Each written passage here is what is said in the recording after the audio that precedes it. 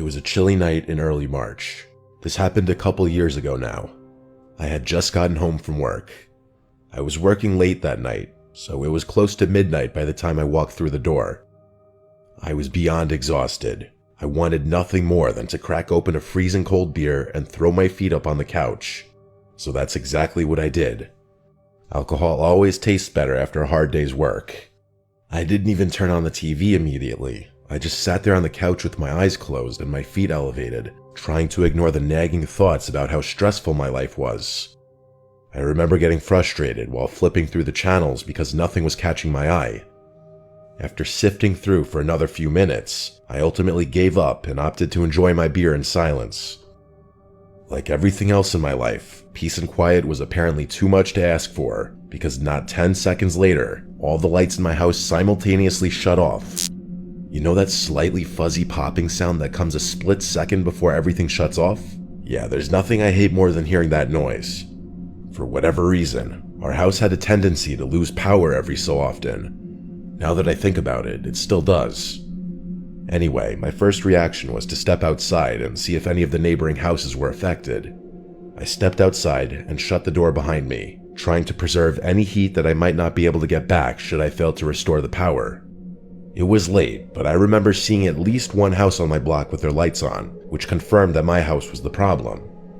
I closed my eyes and took a deep breath, knowing that this headache would definitely spoil whatever pleasure I was hoping to salvage from the night. I turned back to go inside, but when I turned the handle on the front door, it wouldn't budge. I froze, confused at first. I tried the handle a few more times, but it was definitely locked. What the hell was going on? I banged on the door and called my wife's name, thinking maybe she had woken up without me realizing. There was no answer. I tried to peer through the glass, but it was still pitch black in there. I ran around to the back. That door was locked too. I started panicking. My wife had a tendency to leave doors unlocked, so it was weird that the back door would be locked in the first place. I ran around to the side of the house to check the breaker, and I froze in my tracks. My hose, which I knew for a fact had been coiled, was laying in the grass just below the breaker box. The realization hit me like a freight train. Someone had cut the power intentionally. Without thinking, I sprinted to the nearest window and desperately looked inside one more time. This time, I was able to make out two flashlights swinging around wildly in the dark, as if two people were rummaging through my house. They were. I knew they were stealing shit. I was infuriated. The nerve of someone to do this while I was literally home. I reached into my pocket to call the police, only to realize that I had left my phone on the couch. After cursing under my breath, I told myself I'd just run to the neighbor's house and borrow his phone. As I started making my way to the nearest house, another, more sinister thought hit me. My wife was still inside. She was probably asleep, vulnerable to whoever was in the house. I couldn't leave her there, even for another minute. I sprinted back to my house and frantically grabbed some loose rocks from the yard. I started chucking them at our bedroom window, hoping to wake her up.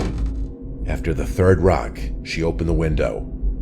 Before she had a chance to say anything, I quietly told her what was happening and instructed her to hide in our closet. Her head disappeared immediately. She didn't ask questions. I then sprinted to my neighbor's house and banged on the door. I explained what was going on as quickly as possible, and then I used his phone to call the police.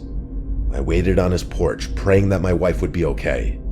The police eventually arrived, and I ran out to one of the cars, explaining the situation as best I could. They barged into the house, but by then, it was too late.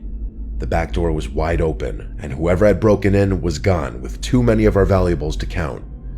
My wife was more shaken than I was, and understandably so. What she told me and the police made me angry at myself for not doing a better job at protecting her. To this day, I'll never forgive myself for leaving her in the house with potential murderers.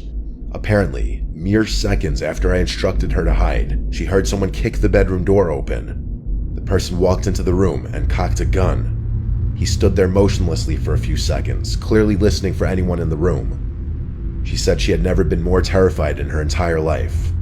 I believe the intruders heard me throwing the rocks at the window. The scariest part is that we still live in this house, and we're not planning on moving out anytime soon. Sometimes I think about what could have happened had I not stepped outside for those brief moments.